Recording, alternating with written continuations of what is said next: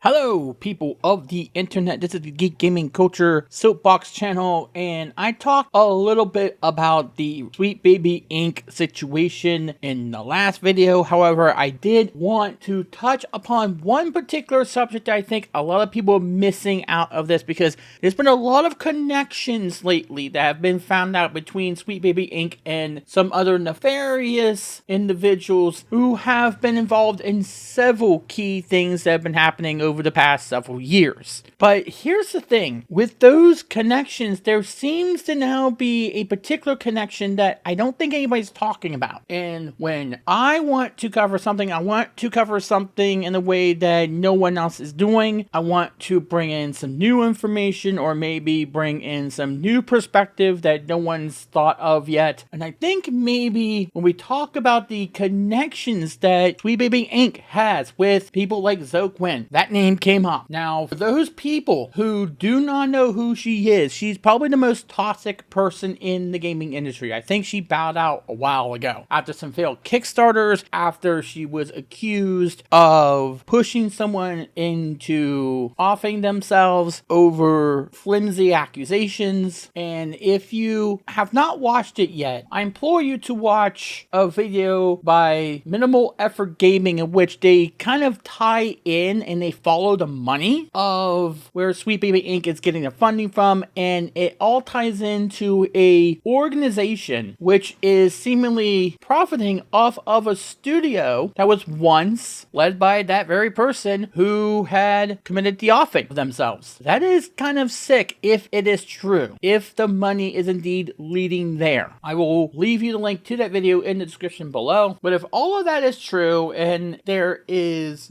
confirmation that they had some ties to Z Quinn, especially Felix Kramer, that is true, then there is one other person that needs to be talked about here within the gaming media landscape, because as we know, she did have a few Kickstarters and they got funded by a few people in the gaming media. One particular person is the one particular person I keep talking about.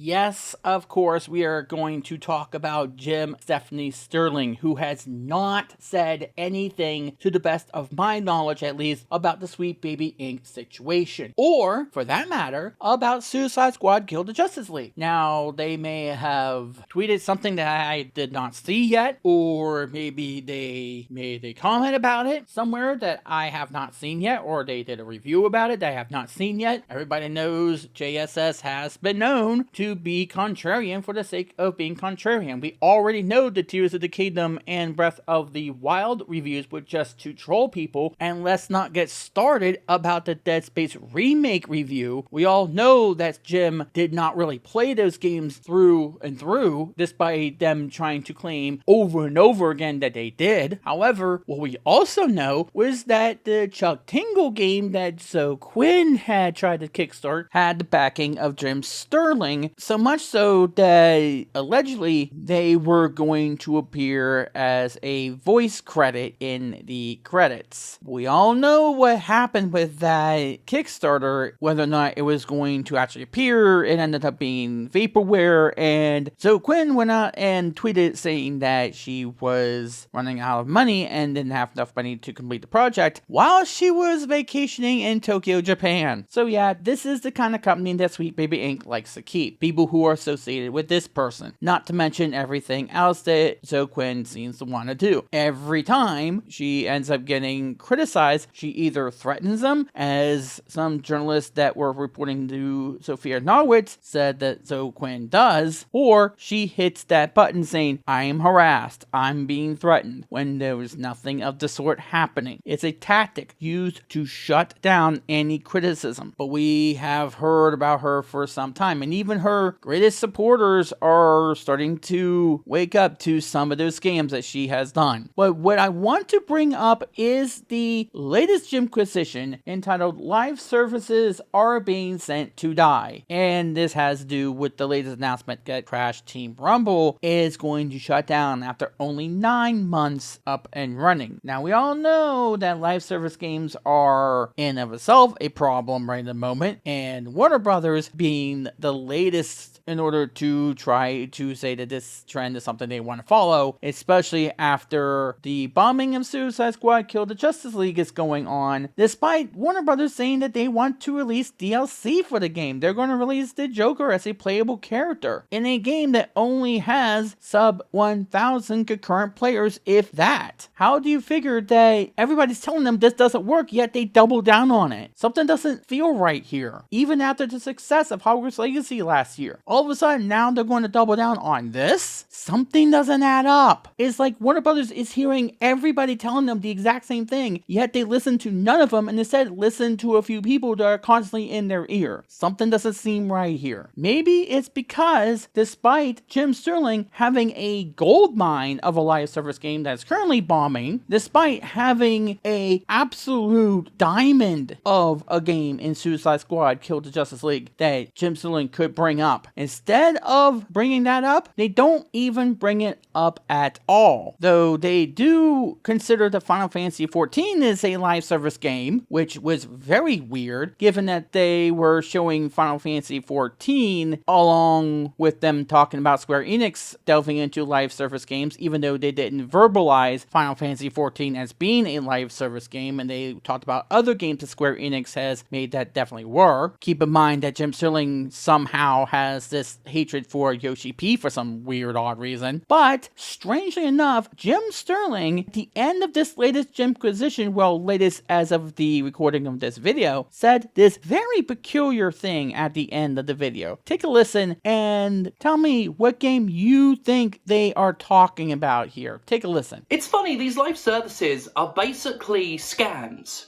Unless enough people are scammed, in which case the game will continue and therefore not be a scam. I mean, they're all scams in that they're all wastes of money, but some are scammier than others. A game that takes your money on the understanding that you'll be playing it for ages and ages, only for that game to close after 9 months. I think that's a bit scammier than, you know, a live service that's still going around today. Like,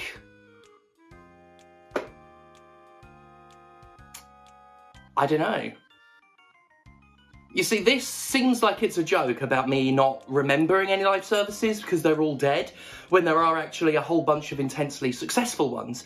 I just don't want to say their names. Thank God for me. I'm just going to go now. I've done enough video.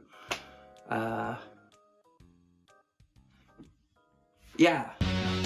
Now, there could be a few reasons. Maybe the whole Suicide Squad stuff happened before they were able to make a video about it. But this game has been out for about a month now. This game has been bombing since its launch. And this whole thing with Sweet Baby Inc. has been going on for a couple weeks now. People are starting to unravel the mystery that is Sweet Baby Inc., an organization that's been around since 2018 but has flew under the radar, which is why a lot of people haven't noticed them until now or started to see a pattern here. Keep in mind that it has become unraveled that Sweet Baby Inc., one of their employees, has ties, previous ties, we don't know if they still have ties, to Z Quinn. Both Jim Sterling and their friend Laura Kate Dale has ties to Z Quinn. Deep ties. They are friends. Jim Sterling has defended Z Quinn before on their channel. And now Jim Sterling is trying to haphazardly and to try to backdoor their way into defending Suicide Squad without actually saying the name Suicide Squad or trying to find a way around the Sweet Baby Inc. stuff because they're still unwilling to call out Z Quinn on literally anything at all. Or maybe here is something that I also thought. What if Jim Sterling has ties to Sweet Baby Inc. besides Z Quinn? And this is just speculation. I don't mean to say that there's any evidence or anything of the sort that would tie Jim Sterling to Sweet Sweet Baby Inc., despite Jim Sterling losing subscribers and them mocking the fact that they are losing subscribers and them continuing to not realize why they're losing subscribers and to create excuses as to why they are losing subscribers, yet they still seem to think that they are relevant and that people are still listening and not just laughing at them for their weird surface level contradictory takes on certain things that leave important details out every single time they talk about these sort of issues. What is making me think that maybe Jim Sterling needs to be called out here? Why aren't they making a bit of reference to Suicide Squad? Maybe it's in a video I haven't seen, but since the Suicide Squad Kill Justice League came out, I've only missed one other video, so maybe they talked about it in last week's video? Maybe, but I doubt it due to this video. They're quote-unquote forgetting about a certain game. It may not be Suicide Squad, it may be another game, but how could you miss such a gold mine when you're talking about live service games? Suicide Squad Kill the Justice League is a AAA title. No one cared about Crash Team Rumble. Not a single person cared about it. No one will know that that game existed unless you said something to them saying that it existed. Everyone is seeing Suicide Squad bombing spectacularly, yet you're not making reference to it. You're not shouting from the mountaintops about this, and yet it's, oh, well, there's a game that is a live service that is not as scammy.